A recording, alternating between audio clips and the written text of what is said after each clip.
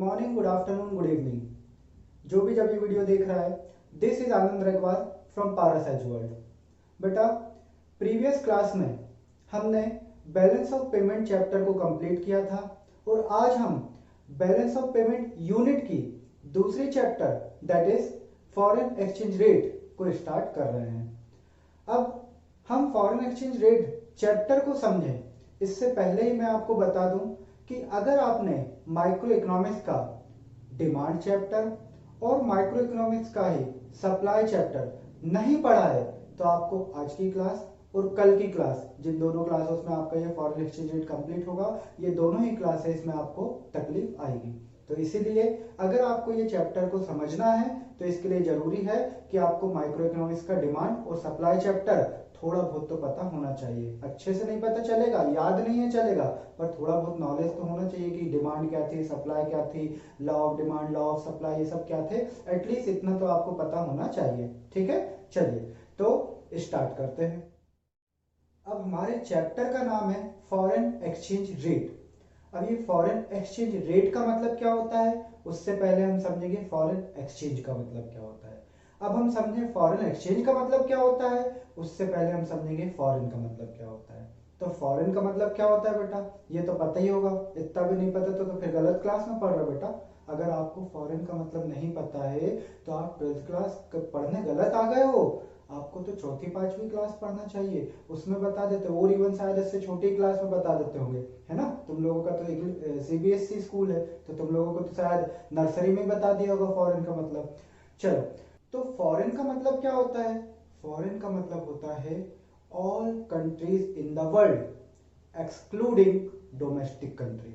मतलब domestic country को छोड़ दो तो पूरे वर्ल्ड में जितनी भी कंट्रीज हैं उन कंट्रीज को हम क्या बोलते हैं, फॉरेन बोलते हैं। ठीक है, जैसे हमारी डोमेस्टिक कंट्री क्या है, इंडिया। हम इंडिया में रहते हैं, यही हमारा घर है, यही हमारी डोमेस्टिक है। तो इसको हमने क्या बोल दिया, हमने बोल दिया इंडिया को डोमेस्टिक कंट्री। तो अब इंडिया को छोड़ के पूरे वर्ल्ड में जितनी भी कंट्रीज है उनको हम क्या बोलेंगे, फॉरेन बोलेंगे।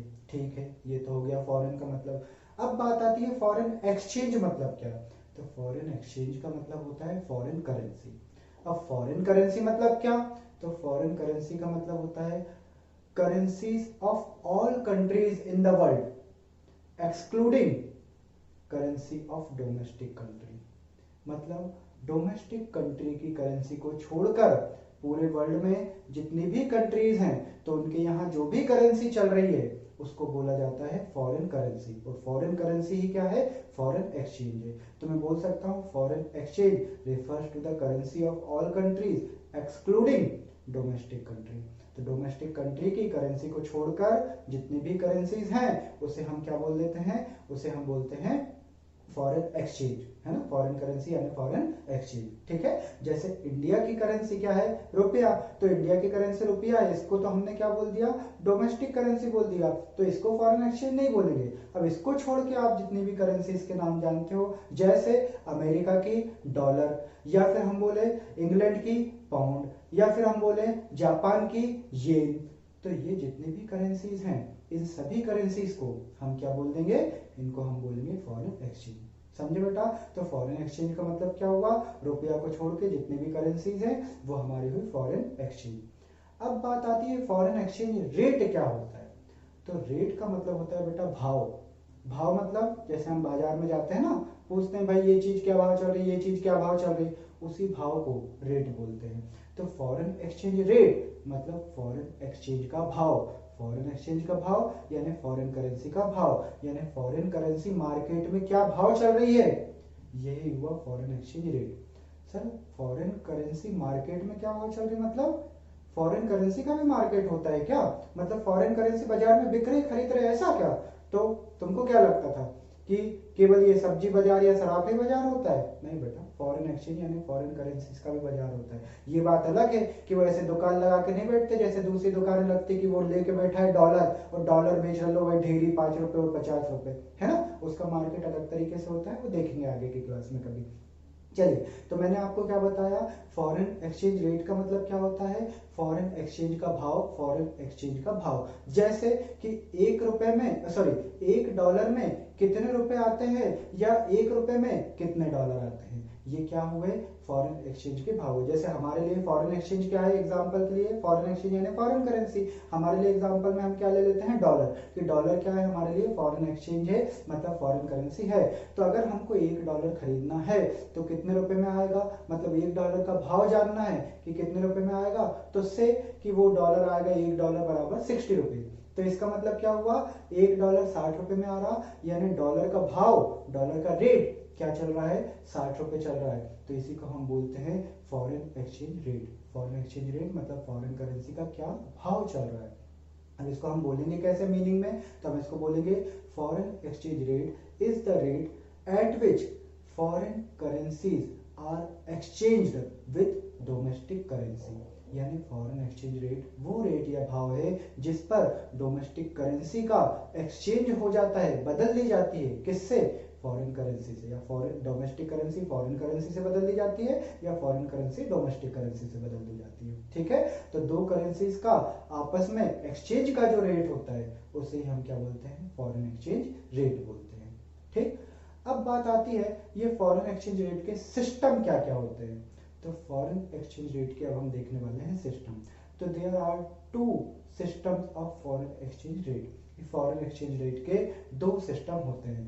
पहला सिस्टम का नाम है fixed foreign exchange rate system, दूसरे का नाम है फ्लोटिंग या flexible foreign exchange rate system. दो सिस्टम कौन से हुए, एक तो fixed foreign exchange rate system, दूसरा फ्लोटिंग या flexible foreign exchange rate system. अब नाम में लगा है फिक्स्ड, मतलब कि फॉरेन एक्सचेंज रेट का वो सिस्टम जिसमें government foreign exchange rate decide करेगी।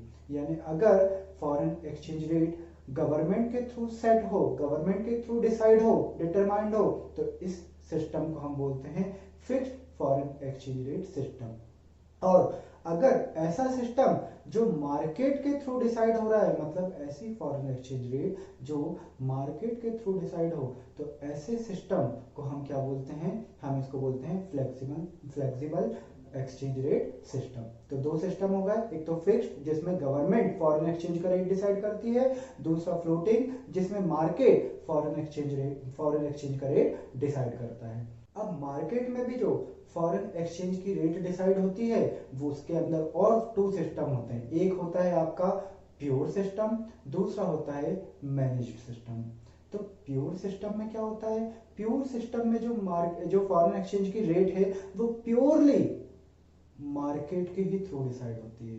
प्योरली इन द सेंस कि अगर मार्केट में डिमांड और सप्लाई जो है उसी के थ्रू आपकी जो फॉरेन एक्सचेंज की रेट है वो डिसाइड होगी।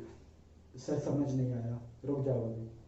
और जो आपका मैनेज फ्लोटिंग रेट सिस्टम है, इस सिस्टम में जो फॉरेन एक्सचेंज की रेट है वो मार्केट प्लस गवर्नमेंट दोनों के थ्रू डिसाइड होगी। मतलब मार्केट भी डिसाइड करेगा और गवर्नमेंट भी डिसाइड करेगा। तो ऐसी फॉरेन एक्सचेंज की रेट को हम क्या बोलेंगे, managed floating foreign exchange rate system बोलेंगे। और अगर गवर्नमेंट एक बिल्कुल भी रोल प्ले नहीं कर रहा, पूरा का पूरा मार्केट पे ही छोड़ दिया हमने फॉरेन एक्सचेंज के भाव को, तो ऐसे सिस्टम को हम क्या बोलते हैं, प्योर बोलते हैं। ठीक, तो हम कह सकते हैं एक तरीके से तीन टाइप हो गए। एक तो वो जो टोटल गवर्नमेंट ही फॉरेन एक्सचेंज का रेट डिसाइड करे, दूसरा वो जिसमें प्योरली मार्केट ही डिसाइड करे, और तीसरा जिसमें मार्केट और गवर्नमेंट दोनों मिलकर डिसाइड करते हैं। अब अगर मैं आपके सिलेबस की बात करूं तो आपके सिलेबस में केवल और केवल मार्केट के थ्रू फॉरेन एक्सचेंज का रेट कैसे डिसाइड होता है यही केवल सिलेबस में है, तो अपन इसको ही समझते हैं। ठीक है, और फिर ये जो अभी आपको बात समझ नहीं आई अभी और आ जाएगी। देखें, तो अगर मैं बात करूं कि ये जो मार्केट के थ्रू फॉरेन एक्सचेंज का रेट डिसाइड हो रहा है ये किस तरीके से हो रहा है, मतलब मार्केट किस तरीके से फॉरेन एक्सचेंज का भाव डिसाइड कर देते हैं। तो हम पढ़ने वाले हैं determination of foreign exchange rate, मतलब फॉरेन एक्सचेंज रेट कैसे डिटरमाइन होता है। तो फॉरेन एक्सचेंज रेट जो डिटरमाइन होता है वो होता है फॉरेन एक्सचेंज रेट की डिमांड के through plus foreign exchange rate की सप्लाई के थ्रू। यानी मार्केट में फॉरेन एक्सचेंज रेट की डिमांड और फॉरेन एक्सचेंज की सप्लाई, ये दो मिलके ही क्या डिसाइड करते हैं, मार्केट में फॉरेन एक्सचेंज का रेट डिसाइड करते हैं। तो मार्केट में जो फॉरेन एक्सचेंज रेट डिटरमाइन होता है वो डिटरमाइन होता है मार्केट में फॉरेन एक्सचेंज की डिमांड प्लस मार्केट में फॉरेन एक्सचेंज की सप्लाई से। मतलब फॉरेन एक्सचेंज के मार्केट में फॉरेन एक्सचेंज की डिमांड और फॉरेन एक्सचेंज की सप्लाई, ये दोनों मिलके ही फॉरेन एक्सचेंज की रेट को डिटरमाइन करते हैं। अब ये किस तरीके से करते हैं, दोनों को हम समझते हैं। तो फॉरेन एक्सचेंज की डिमांड मतलब क्या होता है और फॉरेन एक्सचेंज की सप्लाई मतलब क्या होता है। तो सिंपल सा मीनिंग भाई, फॉरेन एक्सचेंज की डिमांड यानी फॉरेन करेंसी की डिमांड करना, फॉरेन एक्सचेंज की सप्लाई यानी फॉरेन करेंसी की सप्लाई करना। तो अब हम इसके आगे बढ़े उससे पहले हम माइक्रो इकोनॉमिक्स के लॉ ऑफ डिमांड और लॉ ऑफ सप्लाई के कॉन्सेप्ट को एक बार रिवाइज करेंगे। लॉ ऑफ डिमांड का कॉन्सेप्ट हमसे कहता था कि price of a commodity and demand for such commodity, इन दोनों के बीच में एक नेगेटिव या इनवर्स रिलेशन रहता था, और जैसे जैसे कमोडिटी की प्राइस बढ़ते जाती थी वैसे वैसे उस कमोडिटी की डिमांड कम होते जाती थी। ठीक इसी तरह जैसे जैसे कमोडिटी का प्राइस कम होता था वैसे वैसे कमोडिटी की जो डिमांड है वो बढ़ती जाती थी। ये आपका था लॉ ऑफ डिमांड। ठीक इसी तरह आपका डिमांड फॉर फॉरेन एक्सचेंज है। बस प्राइस की जगह पे आप रेट रख देना और डिमांड ऑफ कमोडिटी की जगह पे आप डिमांड फॉर फॉरेन एक्सचेंज रख देना। मतलब वहां प्राइस ऑफ गुड्स की जगह पे price of foreign rate of foreign exchange रख दो और डिमांड फॉर गुड्स की जगह पे डिमांड फॉर फॉरेन एक्सचेंज रख दो। ठीक, तो डिमांड फॉर फॉरेन एक्सचेंज का मतलब क्या होगा। डिमांड फॉर फॉरेन एक्सचेंज का मतलब होता है फॉरेन एक्सचेंज की रेट और फॉरेन एक्सचेंज की डिमांड यानी फॉरेन करेंसी की डिमांड, इन दोनों के बीच में नेगेटिव रिलेशन होता है। और नेगेटिव रिलेशन होता है इसका मतलब सीधा सा यही है कि जैसे जैसे फॉरेन एक्सचेंज के रेट बढ़ती जाती है वैसे वैसे फॉरेन एक्सचेंज की डिमांड कम होते जाती है, और जैसे जैसे फॉरेन एक्सचेंज की रेट कम होते जाती है वैसे वैसे फॉरेन एक्सचेंज की डिमांड भी क्या होते जाती है, बढ़ते जाती है। मतलब जैसा आपने लॉ ऑफ डिमांड पढ़ा था सेम टू सेम आपका वो कॉन्सेप्ट यहाँ पे अप्लाई हो जाएगा। और मैंने तो वीडियो के स्टार्टिंग में ही बोल दिया था आपको कि अगर आपने डिमांड और सप्लाई चैप्टर नहीं पढ़ा है तो आज की क्लास में आपको दिक्कत आने वाली है। ठीक है, तो सिंपल सा कॉन्सेप्ट है, फॉरेन एक्सचेंज का रेट डिमांड मतलब हम फॉरेन करेंसी की डिमांड कब करेंगे, तो जाहिर सी बात है रेट का मतलब भाव। तो अगर फॉरेन करेंसी के भाव बढ़ रहे हैं तो हम डिमांड कम करेंगे, फॉरेन करेंसी के भाव कम हो रहे हैं मतलब रेट कम हो रहा है तो हम डिमांड को क्या कर देंगे, अपनी बढ़ा देंगे। ये होता है डिमांड फॉर फॉरेन एक्सचेंज। ठीक इसी तरह सप्लाई ऑफ फॉरेन एक्सचेंज होता है, मतलब फॉरेन एक्सचेंज की सप्लाई करना। अब इसके लिए मैं लॉ ऑफ सप्लाई कॉन्सेप्ट को याद करूंगा। सर अब मेरा लॉ ऑफ सप्लाई कॉन्सेप्ट क्या था, वो ये बताता था कि प्राइस ऑफ गुड्स या प्राइस ऑफ कमोडिटी और सप्लाई फॉर कमोडिटी दोनों के बीच में पॉजिटिव या डायरेक्ट रिलेशन होता है। मतलब जैसे जैसे किसी कमोडिटी की प्राइस बढ़ती है वैसे वैसे उस कमोडिटी की सप्लाई भी बढ़ा दी जाती है, और जैसे जैसे कमोडिटी के प्राइस गिरते हैं या कम होते हैं वैसे वैसे कमोडिटी की सप्लाई भी क्या होती जाती है, कम होती जाती है। ये क्या था, आपका लॉ ऑफ सप्लाई था। ठीक इसी तरह सप्लाई ऑफ फॉरेन एक्सचेंज भी है, बस यहाँ पे वही प्राइस की जगह पे आपको रेट रखना है और कमोडिटी की जगह पे फॉरेन एक्सचेंज रखना है।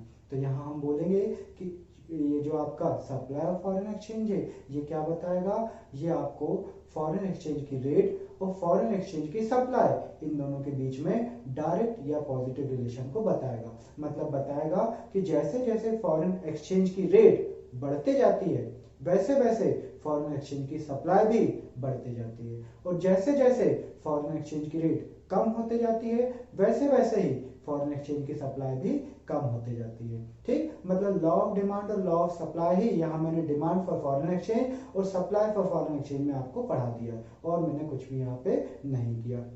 और सिंपल सा फंडा है, देखो फॉरेन करेंसी हम खरीदने, डिमांड की बात कर रहे हैं यानी खरीदने की, तो खरीदेंगे कब, जब जितनी रेट कम होगी उतना हम खरीदेंगे क्योंकि हम डिमांड के पॉइंट ऑफ व्यू से देख रहे हैं। पर सप्लाई के पॉइंट ऑफ व्यू से देखें मतलब बेचने के पॉइंट ऑफ व्यू से देखें तो हम कब ज्यादा बेच रहे होंगे, कब ज्यादा सप्लाई कर रहे होंगे, जब फॉरेन एक्सचेंज के रेट ज्यादा हो मतलब वो ज्यादा महंगी बिक रही हो। तो अगर ज्यादा महंगी है तो हम कम खरीदेंगे, ज्यादा महंगी है तो ज्यादा बेचेंगे, सस्ती है तो ज्यादा खरीदेंगे, सस्ती है तो कम बेचेंगे।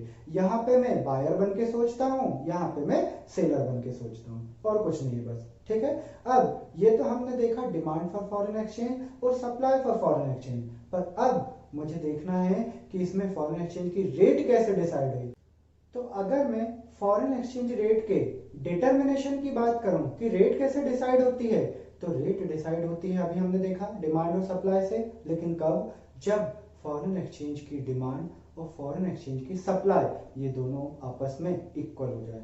मतलब कि determination of foreign exchange rate वहां होगा जहां पर फॉरेन एक्सचेंज रेट की डिमांड और फॉरेन एक्सचेंज रेट की सप्लाई दोनों आपस में क्या हो जाती हैं? बराबर हो जाती है। तो जिस पॉइंट पे ये आपस में बराबर हो जाती है उसी को हम क्या बोलते हैं? Determination of foreign exchange rate बोलते हैं। इसका एक और नाम होता है equilibrium rate of foreign exchange rate. ठीक है, अब अभी आपको ये इतना अच्छे से तो समझ नहीं आया होगा, अब हम इसको ग्राफ बनाकर समझते हैं। तो अभी जो चीज हमने थ्योरी में समझी उसी को हम यहाँ पे ऑन बोर्ड समझने की कोशिश करेंगे। देखें आप, अभी हमने देखा कि डिटर्मिनेशन ऑफ जो फॉरेन एक्सचेंज रेट है वो डिमांड ऑफ फॉरेन एक्सचेंज और सप्लाई ऑफ फॉरेन एक्सचेंज पर डिपेंड करता है। और डिमांड ऑफ फॉरेन एक्सचेंज का हमने मीनिंग देखा कि रेट ऑफ फॉरेन एक्सचेंज और डिमांड ऑफ फॉरेन एक्सचेंज दोनों के बीच में रिलेशन हो। दोनों के बीच में रिलेशन कैसा है? नेगेटिव। नेगेटिव है इसका मतलब कि अगर फॉरेन एक्सचेंज की रेट बढ़ी तो फॉरेन एक्सचेंज की डिमांड क्या होगी?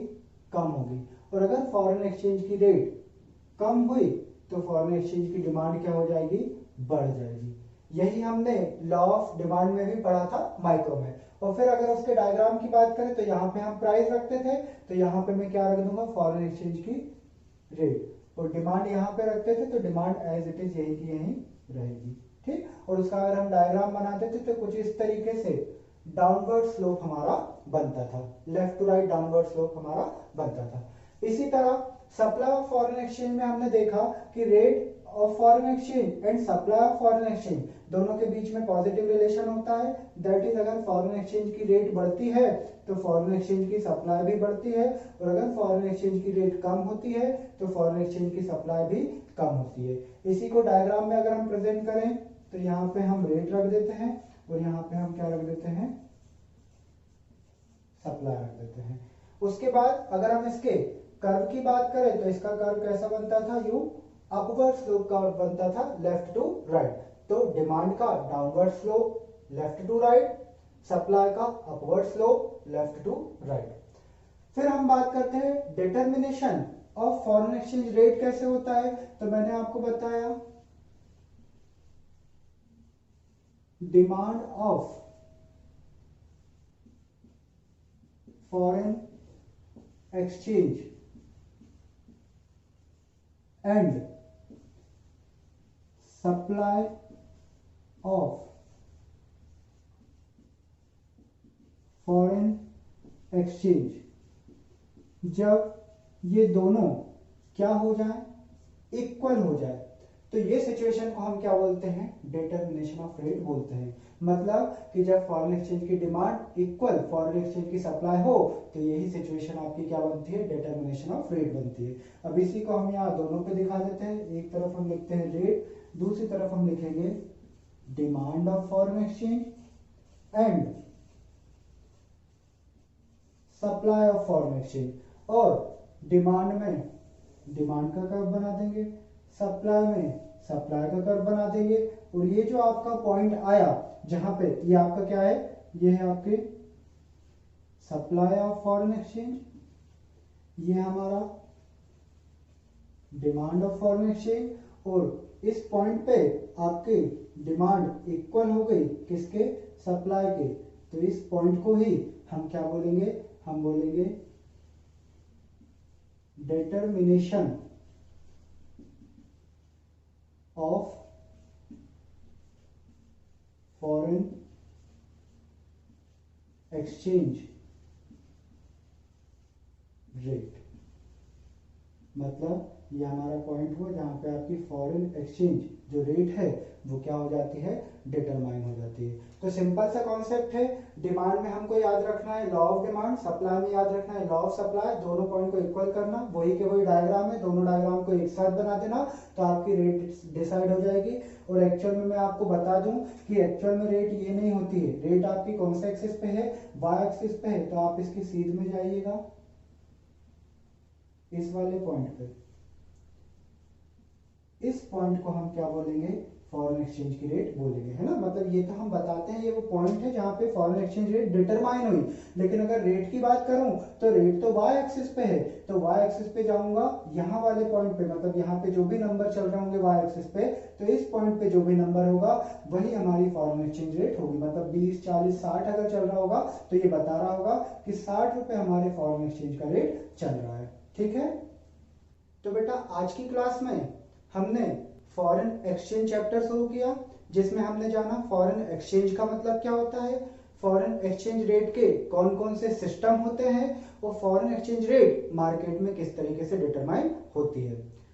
कल की क्लास में हम फॉरेन एक्सचेंज रेट जो डिसाइड हो रही है डिमांड और सप्लाई के कारण, अगर इनमें चेंज हो जाए तो हमारी रेट पर क्या इंपैक्ट आता है ये देखेंगे।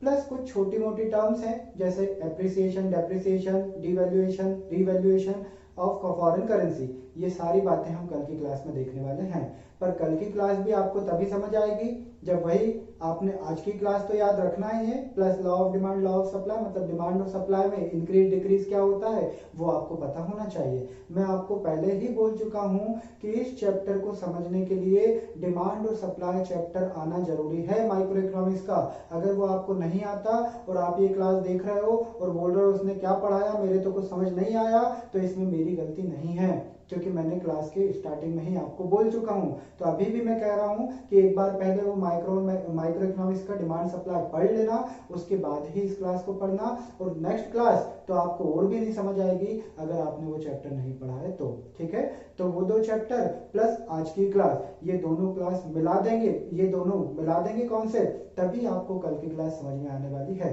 और कल हमारा ये फॉरेन एक्सचेंज चैप्टर भी कंप्लीट हो जाएगा। तो till then, bye bye to all of you. Thank you so much.